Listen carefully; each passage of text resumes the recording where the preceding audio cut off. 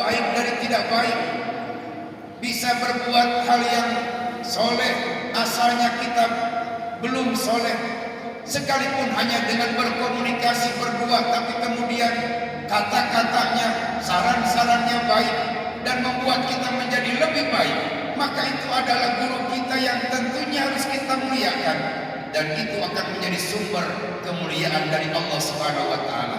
Kemudian yang ketiga, al-jihad fi sabilillah, jihad di jalan Allah. Hari ini jihad adalah berperang melawan hawa nafsu kita sendiri, hawa nafsu untuk menjauhi maksiat, hawa nafsu untuk menjauhi dosa, hawa nafsu untuk menjauhi kita dari hal-hal yang tidak diperintahkan oleh Allah dan disunahkan oleh baginda Nabi Muhammad SAW. Seperti hanya kita sholat, kalau kita tidak jihad melawan hawa nafsu, banyak orang yang belum bisa melakukan. Padahal rizkinya banyak, kesempatannya banyak, waktunya juga luang, tidak sesibuk seperti yang lain.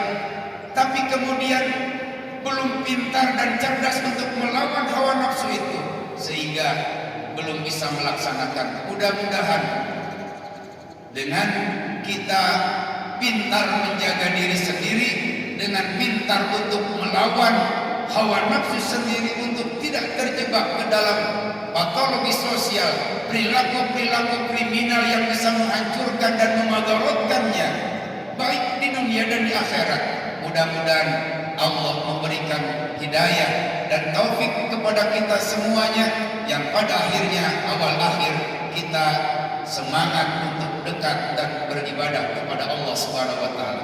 Termasuk amal-amal ibadah yang lain, meringankan beban saudara-saudara kita yang terpuruk, menyayangi orang-orang yang mungkin sedang mengalami kekurangan, entah itu kekurangan rizki, entah itu kekurangan kasih sayang, dan lain seterusnya, membuat orang tersenyum dari menangis, membuat orang sempit hatinya menjadi lapang untuk dekat kepada Allah, memberikan keringanan terhadap orang yang sedang terbebani dengan hal-hal baik urusan dunia dan akhirat, sekalipun hanya dengan kalimat bahasa kita atau dengan sebagian rizki kita yang keluarkan.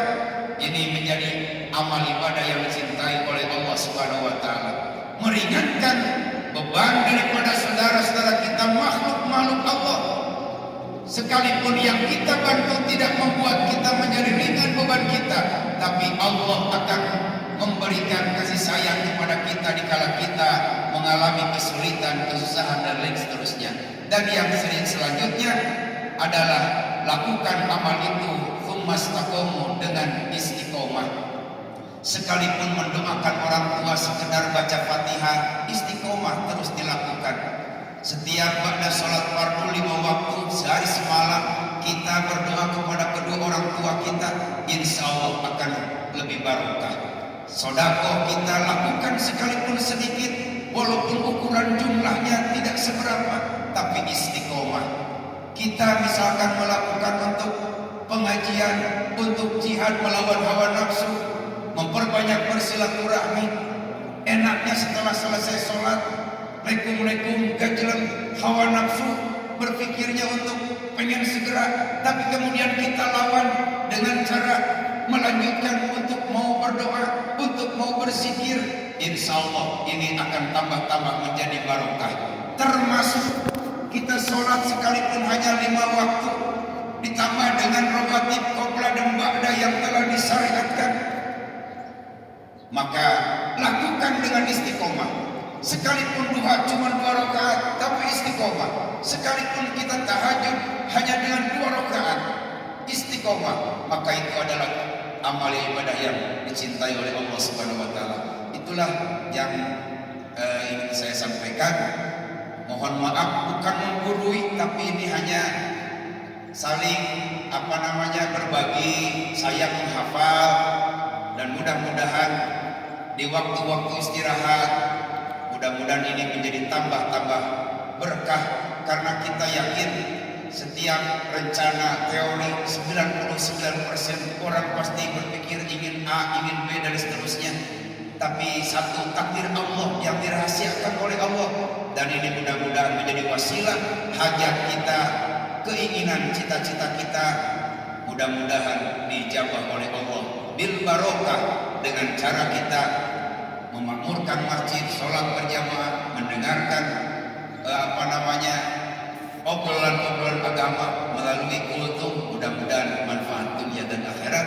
Terima kasih. Wallahul muwaffiq ila aqwamit thoriq. Wassalamualaikum warahmatullahi wabarakatuh.